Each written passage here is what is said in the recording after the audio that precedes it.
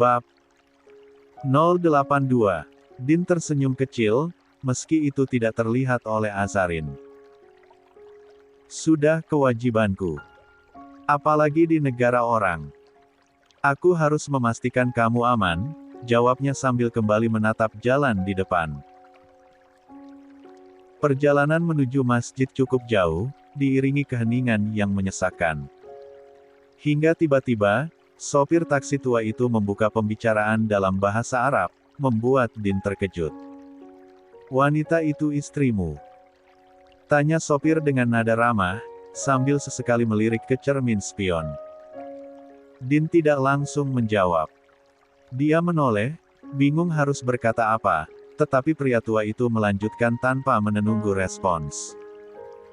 "Jika istrimu sedang marah atau merajuk, bujuklah. Jangan biarkan dia mendiamkanmu terlalu lama. Apalagi sampai tidur dalam keadaan marah. Itu tidak baik untuk hati," ucapnya bijak, nadanya penuh pengalaman hidup. Din terpaku mendengar ucapan itu. Kata-kata pria tua itu seperti doa yang menggema di hatinya. Dalam 10 hati, Din bergumam pelan, "Belum. Saat ini dia belum istriku. Tapi saat ini aku sedang merayu pada Tuhan, agar takdirku berhenti pada dia." Dia menoleh ke arah Azarin yang duduk diam di kursi belakang. Wanita itu tetap memandang keluar jendela. Din tersenyum lembut. "Ini rahasia agar hubungan rumah tangga kalian langgeng sampai ajal menjemput," ucap pria parubaya itu kemudian. Suaranya penuh keyakinan, seperti seseorang yang berbicara dari pengalaman panjang. Din menoleh dengan alis terangkat, penasaran. "Apa itu?" tanyanya. Pria itu terkekeh pelan, lalu menambahkan, "Dengarkan istrimu, selalu. Kalau dia sudah diam, itu tandanya kamu harus siap mengakui kesalahan, bahkan jika itu bukan salahmu." Ucapannya terdengar seperti candaan, tetapi nada serius terselip di baliknya. Din tersenyum tipis, mengangguk meski tak sepenuhnya yakin. Pria itu lantas melanjutkan, "Jangan lupa, istri itu cermin kebahagiaan suami. Kalau dia tersenyum, rezekimu lancar. Tapi kalau dia menangis, percayalah, ada yang tidak beres dalam hidupmu." Kata-kata itu membuat Din terdiam. Dia tidak menjawab, tetapi setiap kalimat pria itu terasa seperti pengingat. Meski tak mengenal Azarin lebih dalam, pria itu berbicara seolah tahu betul apa yang sedang Din pikirkan. Sepanjang perjalanan, pria itu terus berbagi cerita pengalamannya menjaga keharmonisan rumah tangga, bagaimana dia melewati masa-masa sulit bersama istrinya, hingga trik-trik kecil untuk menjaga hubungan tetap hangat. Din mendengarkan dengan seksama, bahkan tanpa menyadarinya, dia menyimpan setiap nasihat itu di sudut hatinya. Seolah, di balik perjalanan ini, Tuhan mengirimkan seseorang untuk mengajarkan hal yang belum sempat dia pelajari, seni menjaga hati seorang wanita. Langit sore Abu Dhabi memancarkan rona keemasan yang memeluk Sheikh Zayed Grand Mosque dengan lembut. Selama 2 jam terakhir, Azarin telah berjalan perlahan, mengagumi kemegahan masjid yang dihiasi ornamen-ornamen bersejarah dan arsitektur yang memukau. Langkahnya tenang, sesekali berhenti di depan pilar-pilar marmer putih yang menjulang, atau di bawah kubah emas yang bersinar seolah menggapai langit. Di sana, di tengah ketenangan masjid, Azarin merasa ada sesuatu yang mengalir lembut dalam dirinya, rasa lega yang perlahan menggantikan beratnya perasaan yang dia bawa sejak meninggalkan Indonesia. Seolah setiap langkahnya di tempat suci ini menanggalkan sedikit demi sedikit beban yang menggulung hatinya. Dari kejauhan, Din tetap memperhatikannya. Dia tak ingin mengganggu momen Azarin dengan kehadirannya yang terlalu dekat. Sesekali, dia mengangkat kamera kecilnya, memotret sosok wanita bercadar itu yang tampak mempesona di bawah sinar matahari. Setiap bidikan adalah cerita senyap, tenang, dan penuh makna. Baginya, melihat Azarin menikmati kedamaian ini adalah hal terbaik yang dia saksikan sepanjang hari. Setelah puas menjelajahi keindahan masjid, mereka memutuskan untuk kembali. Waktu penerbangan menuju Dubai semakin dekat, tetapi Din ingin memastikan Azarin tidak kelelahan. "Za, kita makan dulu sebelum ke bandara," ajaknya lembut saat mereka melangkah keluar dari area masjid. Azarin menoleh, matanya yang tersembunyi di balik cadar memancarkan kilauan kebahagiaan yang tak bisa dia sembunyikan. "Boleh. Kalau ada tempat makan yang tenang, aku ikut saja." Din mengangguk. Mereka menemukan restoran kecil tak jauh dari masjid yang menyajikan hidangan lokal. Suasananya sederhana namun hangat, dengan aroma rempah yang menggoda. Din memesan makanan dengan hati-hati, memastikan semuanya halal dan nyaman untuk Azarin. 11. Sambil menunggu hidangan tiba, Azarin membuka percakapan, meski suaranya tetap pelan. "Pak Din, terima kasih ya. Aku gak pernah membayangkan bisa menginjakkan kaki di negara ini. Bisa mendatangi masjid yang sejak dulu aku pandangi di handphone saja." Din tersenyum kecil. "Aku senang kamu suka. Kamu memang butuh ini, Za." Hidangan pun tiba, dan mereka menikmati makan malam yang singkat, tetapi penuh makna bagi Din. Dia bahkan sengaja tidak membahas apapun soal kondisi di Indonesia. Dia tak ingin suasana hati Azarin yang susah payah dia bentuk, dihancurkan hanya dengan masalah orang-orang di Indonesia. Waktu terasa berjalan begitu cepat. Tak lama setelah selesai makan, mereka melanjutkan perjalanan kembali ke bandara. Sekitar 1,5 jam perjalanan dari Abu Dhabi, kini pesawat mereka mendarat sempurna di Bandara Uni Emirat Arab. Bandara Internasional Dubai dipenuhi kesibukan yang seolah tak pernah tidur. Suara roda koper yang bergulir, pengumuman dari pengeras suara, dan langkah kaki para penumpang berpadu dalam harmoni khas kota metropolitan itu. Di antara keramaian itu, Din berdiri cemas di area pengambilan bagasi. Waktu terasa melambat baginya, setiap detik berlalu dengan tekanan yang semakin besar. Dia melirik Azarin yang berdiri tak jauh darinya, dengan tatapan tenang namun sulit ditebak. Cadar hitamnya menutupi hampir seluruh wajah, tetapi Din tahu, momen yang dia takutkan semakin dekat. Sebentar lagi, Azarin akan mengetahui siapa dia sebenarnya, dan Din tak yakin apakah wanita itu akan bertahan atau memilih menjauh. Setelah hampir 30 menit menunggu, akhirnya koper milik mereka tiba. Din mengangkat koper itu dengan mudah, lalu memegang tanpa menyerahkan pada Azarin. Namun, sebelum mereka menuju pintu keluar, Din kembali berkata, "Za, kita kesini dulu, ya. Kucingnya harus diambil di area kargo." Din mencoba terdengar santai meskipun hatinya terus berdebar. Azarin mengangguk kecil, mengikuti langkah Din tanpa banyak bertanya. Di dalam area kargo, suasana jauh lebih tenang. Hanya ada beberapa orang yang mengurus hewan peliharaan atau barang kiriman lainnya. Saat Din menyelesaikan administrasi, Azarin sibuk bermain dengan kucing miliknya. Seperti kata orang, ketika sedang lelah, melihat hewan peliharaan yang menggemaskan, bisa membuat perasaan jauh lebih baik. Sementara itu, di luar bandara, suasana berbeda. Dubai menyambut dengan gemerlap lampu-lampu kota yang menghiasi gedung pencakar langit, termasuk Burj Khalifa yang menjulang megah, seolah menjadi simbol kejayaan kota ini. Di dekat pembatas pintu keluar bandara, seorang wanita parubaya, Mahira, berdiri dengan sabar sambil menggenggam tangan seorang gadis kecil, dan di sampingnya seorang remaja pria yang tampan, memiliki rahang tegas, berparas mirip seperti Din. Dialah Davian Argatama, adik kandung Din yang berkuliah di Mesir.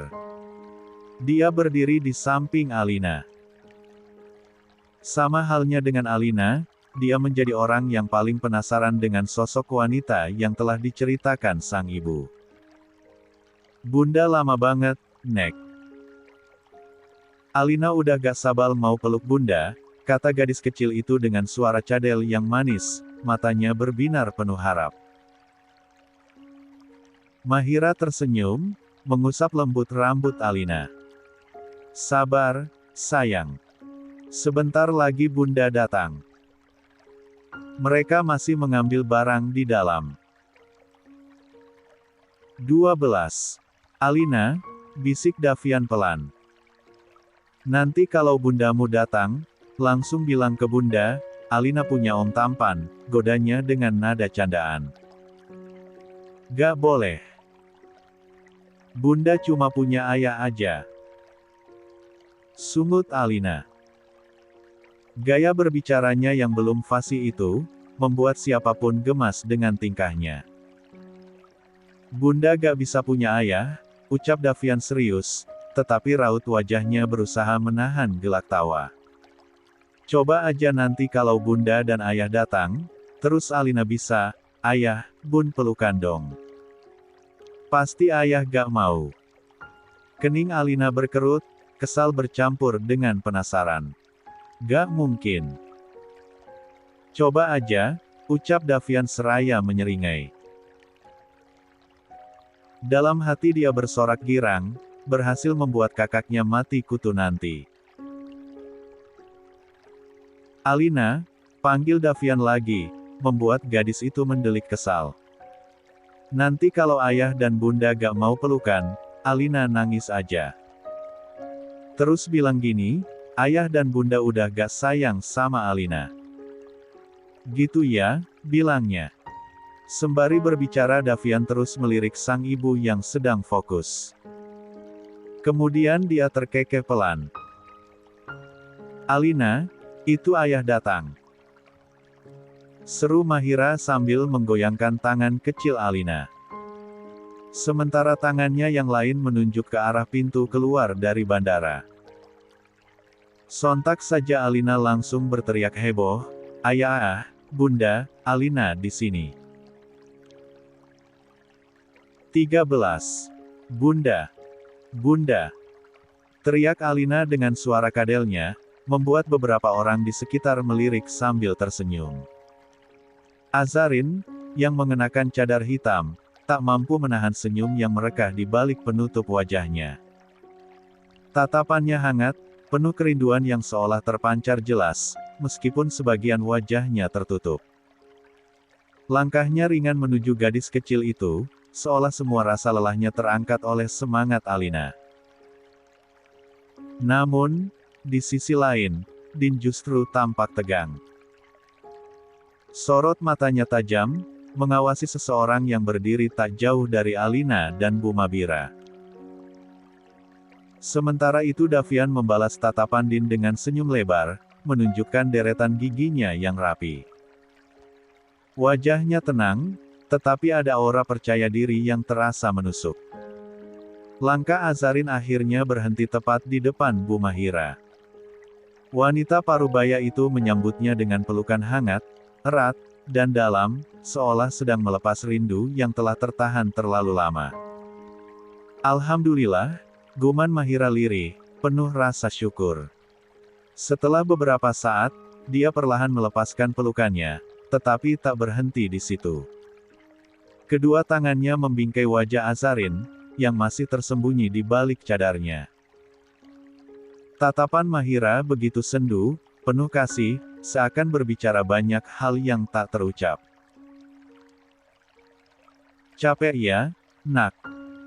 Tanyanya lembut, suara yang dipenuhi perhatian dan makna mendalam.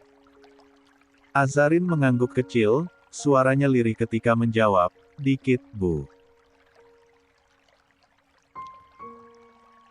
Alina yang tak sabar langsung memeluk pinggang Azarin, wajahnya yang mungil bersandar pada kain hitam yang menjuntai. "Bunda, Alina juga mau peluk, Alina juga lindu," serunya tak sabaran, membuat tawa kecil terdengar dari Mahira. Azarin berjongkok tepat di samping kandang kucing tersebut. Kemudian memeluk tubuh kecil Alina untuk sekedar melepas rindu di antara mereka. Lebih tepatnya, kadar rindu Alina jauh lebih besar dibanding dirinya. Namun, di tengah kebahagiaan kecil itu, suasana terasa berubah.